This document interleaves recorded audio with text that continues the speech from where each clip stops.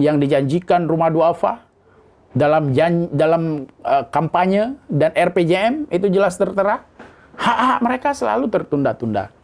Ya, akhirnya kalau kita telusuri banyak habis untuk pengadaan barang yang sifatnya untuk kebutuhan bermewah-mewah para pejabat.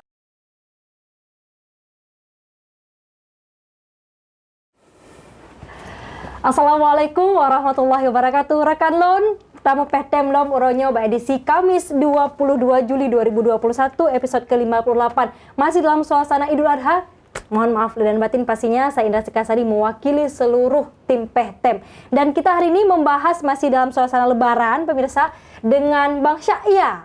Ini kita akan bahas, biasa kalau ada Bang Syakya ada sesuatu yang luar biasa. Kita akan bahas hari ini mengenai Ketua DPRA versus Ketua DPRK Kota Banda Aceh. Mereka bermewah-mewahan dengan uang rakyat. Nah, ini pertanyaannya, karena kenapa? Belakangan kemudian yang viral di media sosial, ada kemudian pengadaan barang dan jasa pada rumah jabatan Ketua DPRA Dahlan Jamaluddin dengan harga 1 miliar lebih. Ini menuai kritik, karena memang harga-harga untuk renovasi ruang tamu dan ruang tengah seharga 200 juta, misalkan yang lainnya gorden sebesar 198 juta, wallpaper dan lainnya itu memang harga-harganya fantastik.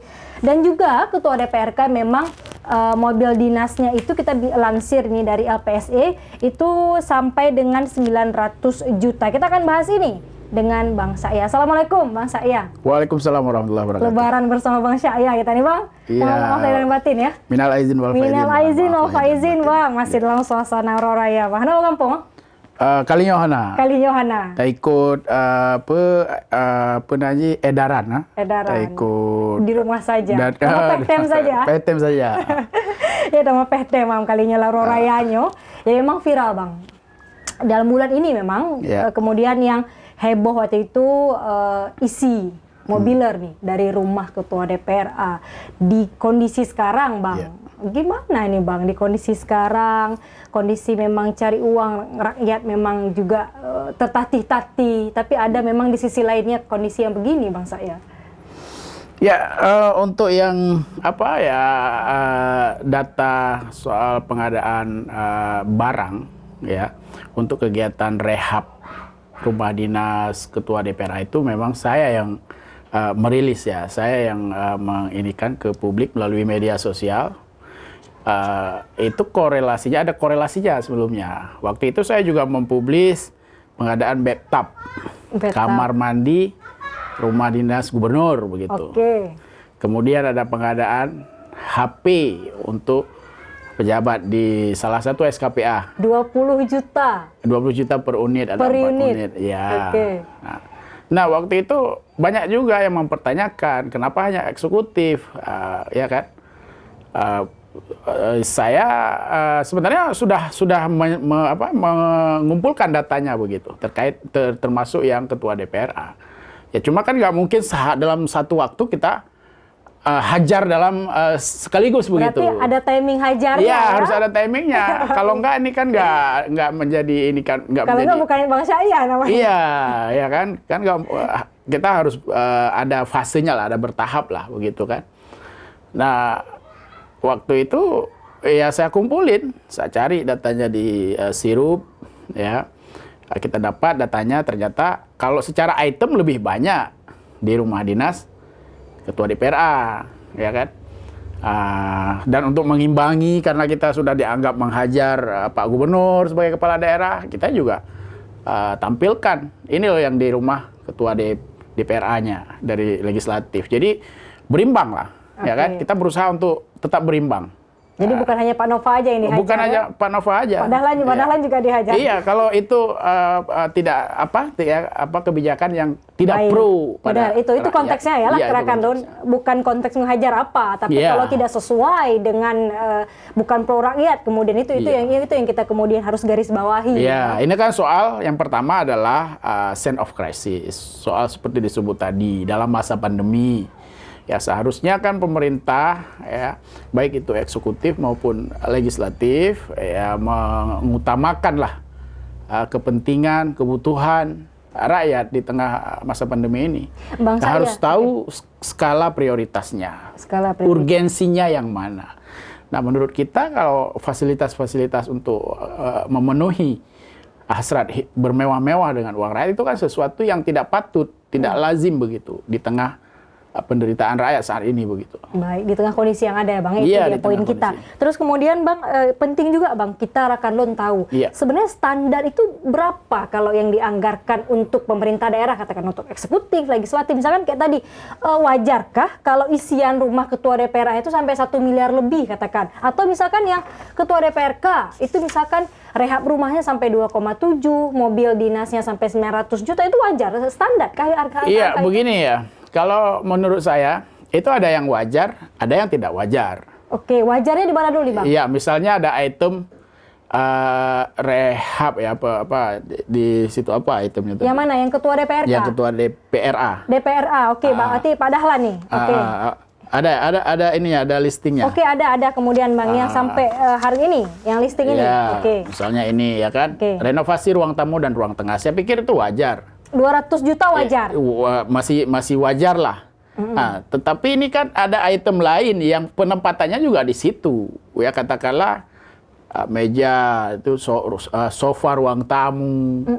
Ya kan di situ juga. Artinya yang ini jadi ada unsur pemborosan begitu. Berarti sofa ruang tamu itu nggak seharusnya angkanya Bisa senilai itu. 83, nanti kita akan lihatkan juga ke Rakanlon ya. Nanti nggak wajar 83 juta sekian sofa. Iya, saya membandingkan begini ya. Misalnya tahun kemarin itu di komplek perumahan pimpinan dan anggota DPRA ya. Itu di sana ada 3 pimpinan, wakil ketua, dan 77 anggota yang tinggal di sana. Itu pagunya 1,5 miliar, terus nilai tender, nilai kontraknya itu tidak sampai 1 miliar, seingat saya. Untuk gorden ya. Untuk gorden Untuk aja. gorden. Oke, Artinya baik. ketika kalau dibagi rata 80 rumah, itu sekitar 15-17 juta lah per rumah. Gorden, harga Gorden, ya kan? Untuk satu rumah ya. Untuk satu rumah, tapi ini di rumah ketua DPRA sampai hampir 200 juta kan begitu, 198 juta. Nah, ini kan Rumah ketua mungkin Bang. iya, tapi kalau rumah ketua itu ya wajar lebih tinggi dari anggota, oke. Ya kelipatannya paling tiga kali lipat lebih 20 tinggi. juta bisa lah ya untuk Ya gorden katakanlah misalnya 50 juta lah, biar lebih bagus, biar Oke. Paling mungkin tinggi rumahnya 50. lebih besar mungkin kan. Oke. 50-60 juta masih oke, ini udah hampir Mau 200. menyepak aja lah karena duk nambah 50 juta. Ya mungkin banyak jendelanya. Oh, oke. Ya, karena rumahnya besar ya kan. Bisa. Kita juga nggak bisa membayangkan kayak rumah kita jendelanya cuma 2-3 gitu. Oke, jangan bayangin sama rumah kita ya. Iya, betul. Baik, ini rumah ketua DPRA Rumah Rakanlon. ketua DPRA. Jadi jendelanya banyak, Bisa mungkin banyak. 50 wajar lah, 50 juta wajar. 50, 60 mungkin kan. Tapi ini kan udah hampir 200. Nah, kalau 60-an kan artinya 3-4 kali lipat dari yang anggota. Itu masih wajar. Kan lebih tinggi juga dari anggota, ya kan? Dan memang ada kan Bang, misalnya standarnya itu kan juga ada peraturannya kan untuk itu. Kalau harga-harganya ada, dia ada pergubnya. Ada pergub. Ada pergub, misal pengadaan barang dan jasa, harga. Ya kalau misalnya gorden itu mungkin masuknya ke per meter kali ya. Kalau di atas Jenis. itu kayak mana? Misalkan ada memang anggarannya di atas itu dianggarkan, itu gimana? Kalau pagu kan nggak diatur berapa, tapi yang diatur itu adalah harga satuan. Ya misalnya harga satuan barang berapa yang maksimal begitu, ya kan? Kalau dia kan ada banyak jenis nih, ada banyak tipenya. Kalau tipe tertinggi berapa, itu memang ada di pergub itu, ada harga pergub namanya. Harga pergub. Iya, dia pengadaan barang dan jasa itu mengacu ke sana. Baru mereka bisa susun owner estimate, OE-nya begitu. Owner estimate-nya. Ya, Dan ini semua itu sesuai dengan harga pergub tadi Bang? Nah, kalau harga satuannya kan kita nggak tahu nih. Ini kan harga global satu paket begitu. Nah, misalnya gorden tuh jadinya berapa 1 meter? Kan kita nggak tahu nih berapa luasnya, ya kan? Tapi kisarannya Bang sesuai nggak dengan Kalau menurut saya ini itulah ya, kita karena komparasi kita sederhana tadi dengan anggota. Kalau anggotanya sekitar 15-an, ya ketua 60 itu udah 4 kali lipat, udah oke lah, masih bisa ditolerir lah begitu, ya kan? Nah, itu kita belum berbicara kondisi saat ini apakah gordennya sudah betul-betul tidak layak lagi sehingga harus tahun ini terus diganti. Kan itu lagi kayaknya kan. rumah ketua DPRK itu bagus-bagus saja, Bu. Harusnya ya, Pak, ketua DPRK. Iya, kalau ketua DPRK sebenarnya saya sudah pernah berkunjung ya, saya lihat ya, karena mungkin kita bandingin dengan rumah kita rakyat jelata, jadi sangat mewah masih ya kan. Tidak ada urgen-urgennya loh untuk segera direnovasi. Kalau di rumah saya harus segera tahun ini, Bang, lebarannya harus segera lebaran ini mungkin. Iya, Kalau ini nggak perlu ya, Bang, ya? ya. Nggak perlu ya, Bang, ya? Kalau ini Iya, nggak waktu perlu saya tahun berkunjung. ini. Kapan, Bang, saya berkunjung? Tahun kapan? Ya, dalam tahun inilah. Dalam tahun ini? 2021? Iya. Jadi nggak urgen-urgen kali lah kalau tahun ini. Iya, Harus ganti gorden 198 juta nggak lah ya? Jadi kalau berbicara urgensinya tidak urgen ya kan, tapi kalau memang ada yang urgen, katakanlah ada yang bocor, ada juga item pengecatan itu mungkin kalau memang udah terkelupas ya wajar, karena itu juga pemeliharaan merawat kan, karena aset negara itu harus dirawat memang. Tetapi kalau yang sifatnya sudah bermewah-mewah, ini yang tidak patut dilakukan oleh pejabat publik kita begitu, ya kan? Berarti mereka bermewah-mewah, Bang. Bermewah-mewah. Ya? Begitu juga dengan ketua DPRK, ya. Kita harus objektif menyampaikan seperti rehab ini, ya. Ya mungkin kalau kita lihat fisiknya mungkin memang sudah harus direhab katakanlah, karena tidak layak, mungkin ada yang bocor, ya ada yang rusak, ada catnya terkelupas dan sebagainya. Ya, malah saya dengar kabar lama nggak ditempati katanya kan.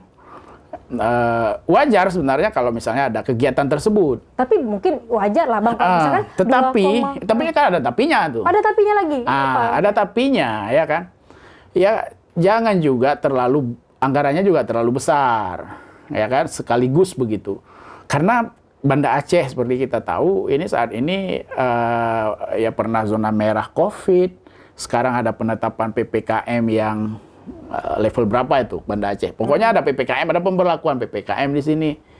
Ya, artinya Banda Aceh ini sedang menghadapi ujian yang tergolong berat lah dan membebani masyarakatnya. Jadi pemerintah juga harus bersolidaritas dengan rakyat, saya pikir. Dan menangani COVID ini secara serius, ya. COVID dan dampak COVID, bukan hanya COVID aja.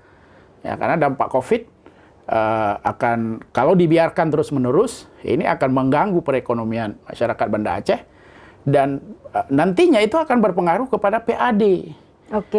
PAD Banda Aceh. Kita tahu bahwa PAD Banda Aceh ini sebagian itu bergantung pada jasa, sektor jasa.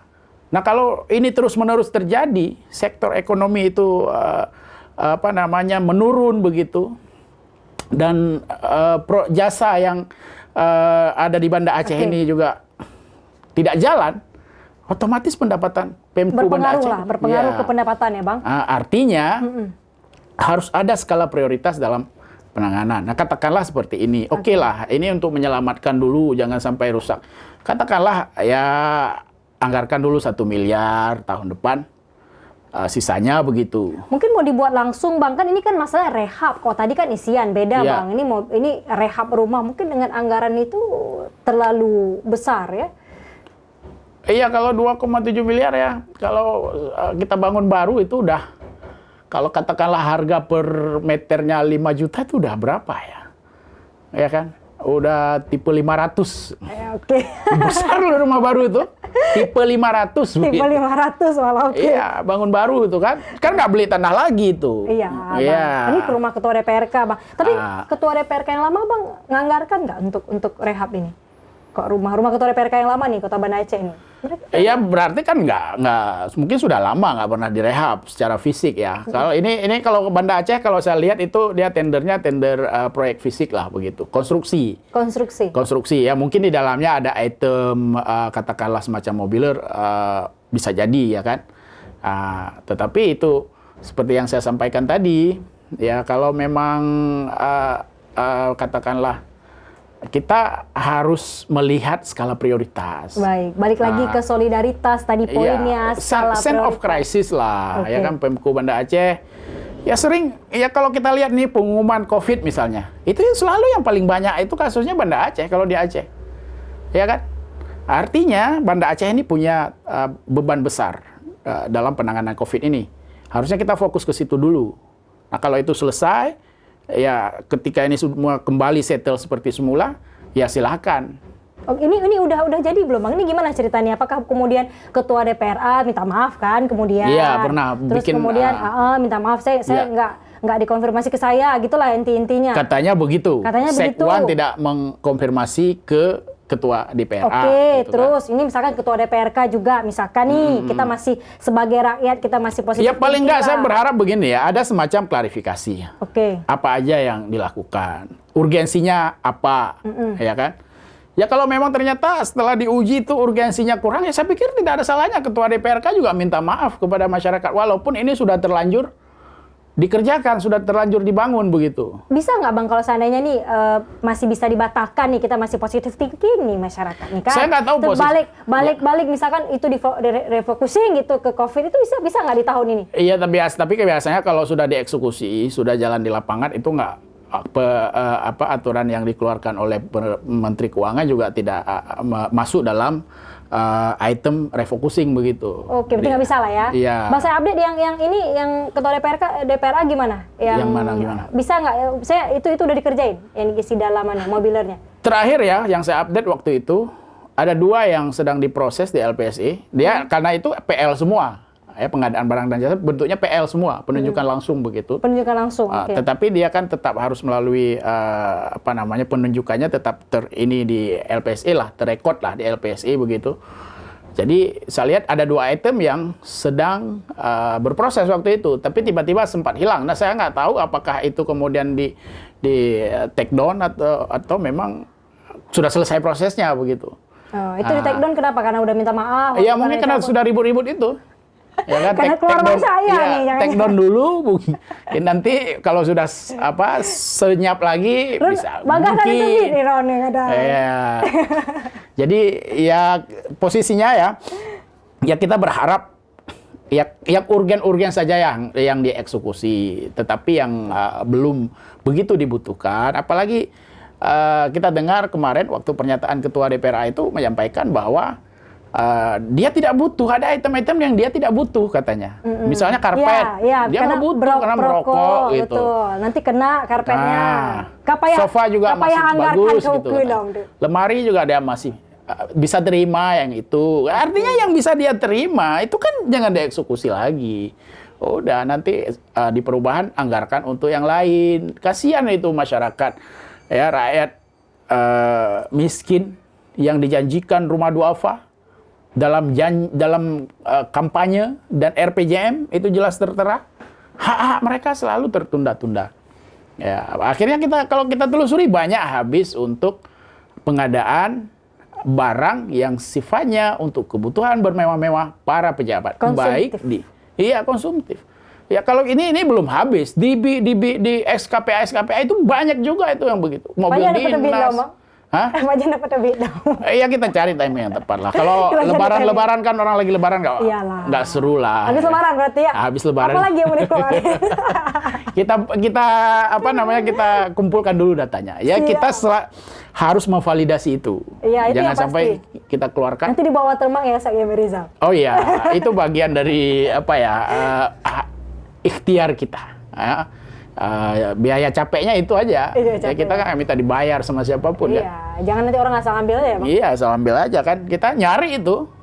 Harus dikumpulkan datanya, harus diverifikasi. Kalau udah verified baru kita keluarkan. Itu verify ya Bang, ini verify ya kan datanya yang betul-betul akurat ya. Ya harus akurat. Harus akurat. Iya, kita nggak pernah ngeluarin data yang sifatnya hoax itu. Nggak sifatnya baik.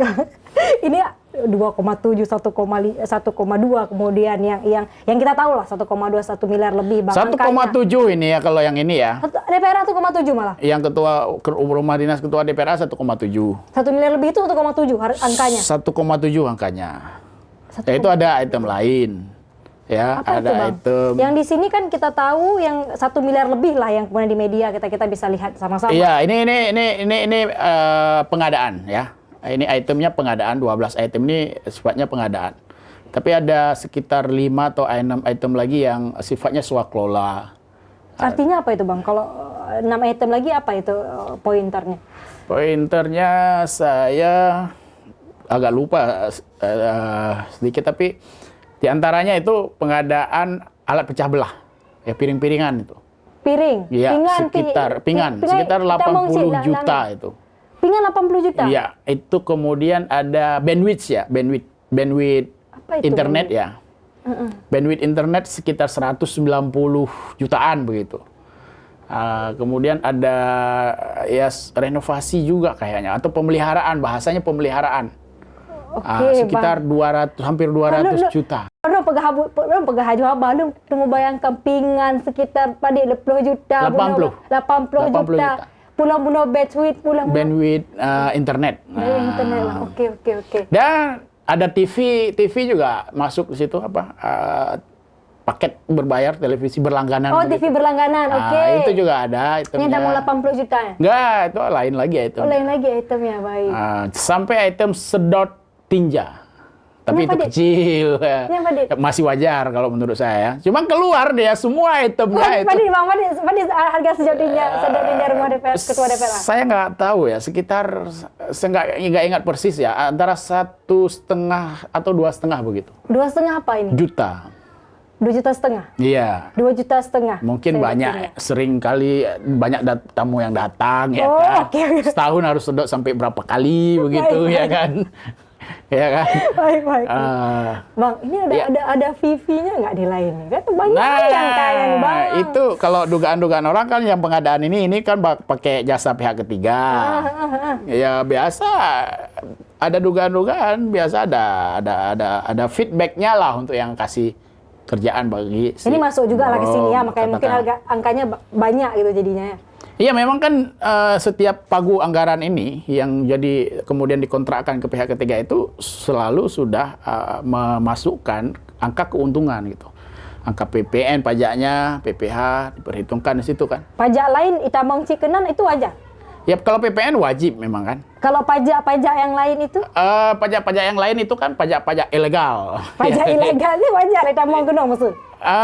Sebenarnya itu adalah porsi keuntungan rekanan. Tapi si rekanan karena mungkin dia merasa mendapatkan ini dari yang memberikan, dia bagikan.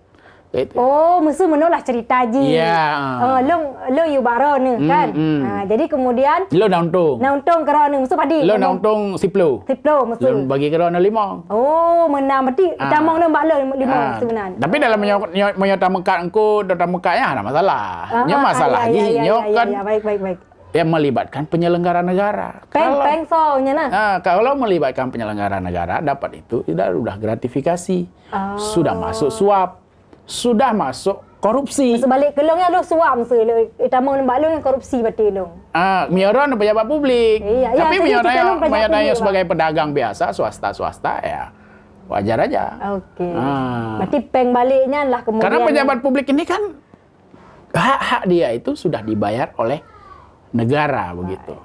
Tapi itu yang terjadi. Itu sudah jadi rahasia umum. Di Aceh, di seluruh Indonesia begitu. Termasuk harga gordennya udah raken. Iya, bisa jadi begitu. Nanti misalnya kan ini ditunjuk toko yang biasa menyediakan gorden, kasih feedbacknya, kasih fee lah begitu kan.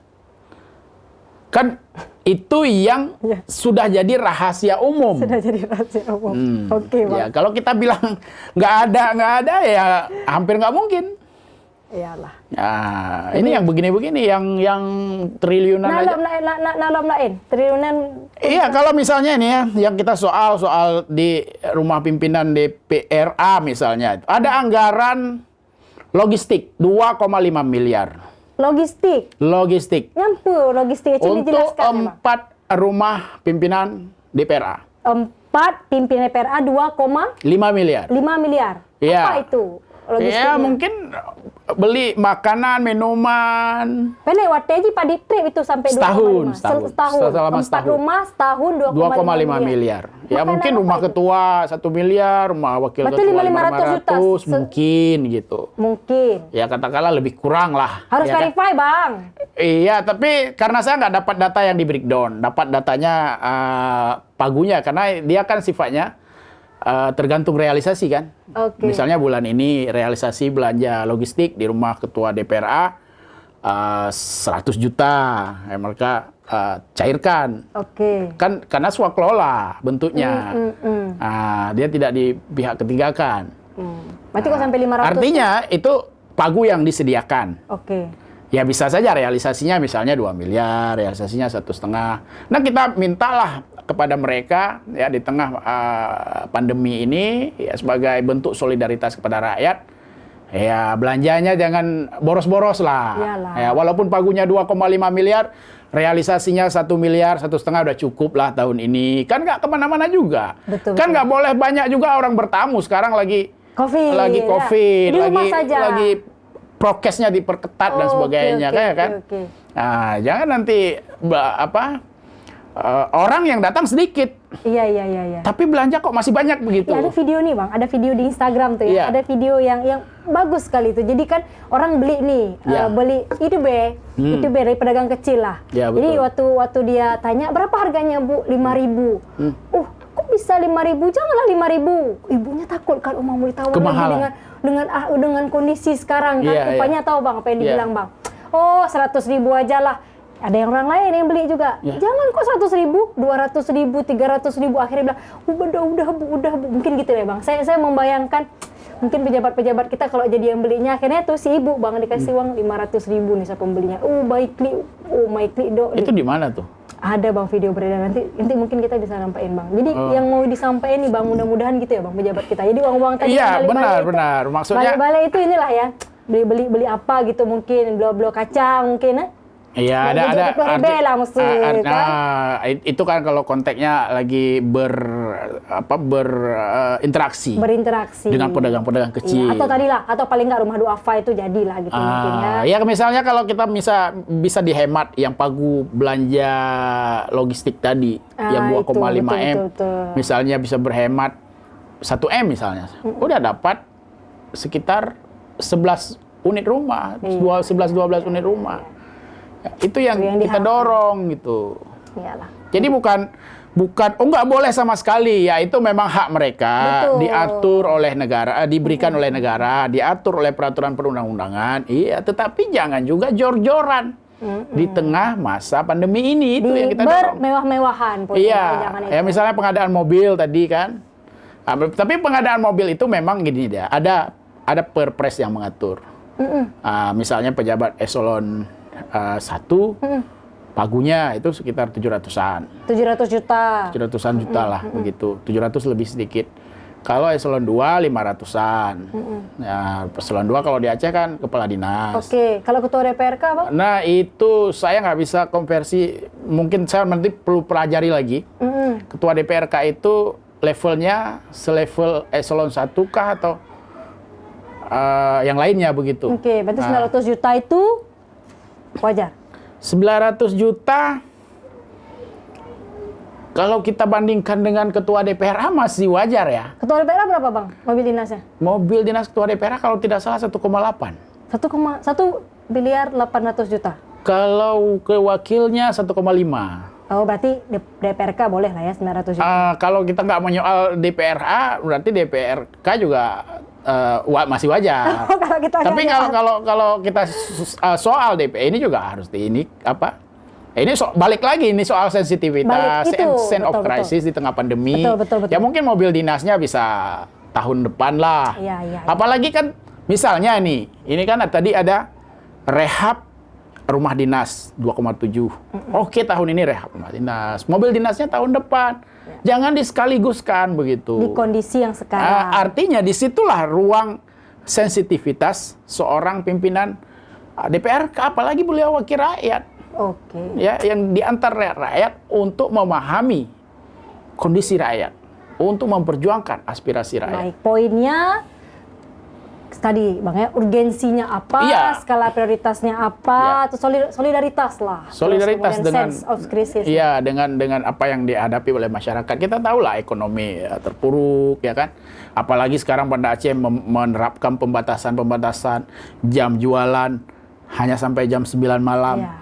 Padahal banyak pedagang kita beraktivitas berdagangnya itu dimulai dari sore sampai tengah malam. Baik 3 balik martabak kayak YouTube. Belum sempat, baru ini belum sempat udah tutup. Atau kasih lebih lah kayak tadi ya Bang ya. Jadi biar berterima kasih kan. Kalau Kita dibantu pemerintah langsung. seharusnya apa yang dilakukan tersebut itu mereka diberikan kompensasi. Misalnya ada pedagang-pedagang yang biasanya penghasilannya cukup untuk membiayai kebutuhan hidup satu hari dengan satu malam jualan, katakanlah begitu. Dengan dibatasi ini mungkin hanya setengah. Oh, Ya sekali waktu ya bolehlah kasih kompensasi. Apakah dalam bentuk BLT atau misalnya sembako begitu. Ya kan? Bansos, dana bansos gitu ya, bansos lah Bang. begitu. Kalau pemerintah Banda Aceh tidak bisa memberikan itu, artinya item-item yang manfaatnya diberikan kepada pejabat juga harus dikurangi. Ya, harus, artinya itulah bentuk solidaritas. Itulah solidaritas. Jangan kemudian pedagang kita batasi, pendapatan mereka menurun, ya, makan mereka tidak jelas, sementara wakil rakyat, pejabat tetap menikmati sesuai dengan yang telah mereka anggarkan. Nah, ini kan nggak punya solidaritas namanya, nggak punya sense of crisis.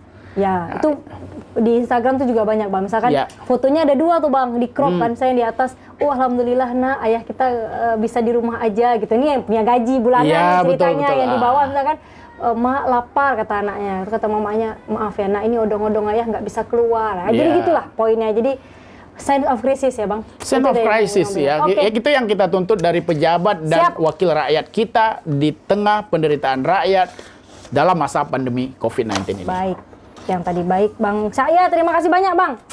Kita mau pehtem kalinya. Jadi Rakan Lon itu tadi poinnya. Kita bukan ingin menghajar apa, tapi untuk poin solidaritas tadi ya, Bang. Poin sense of crisis-nya lah di tengah kondisi yang ada. Ya. Thank you ya, Bang. Kamu pehtem. Siap. Balik lah untuk Insya Allah. Insya Allah. Oke, terima kasih juga buat Anda pemirsa Rakan Lon. Jangan lupa subscribe yang belum, komen-komen yang positif yang membangun, kami tunggu untuk pehtem. Selamat Idul Adha. Wassalamualaikum warahmatullahi wabarakatuh. Saya pamit. Waalaikumsalam.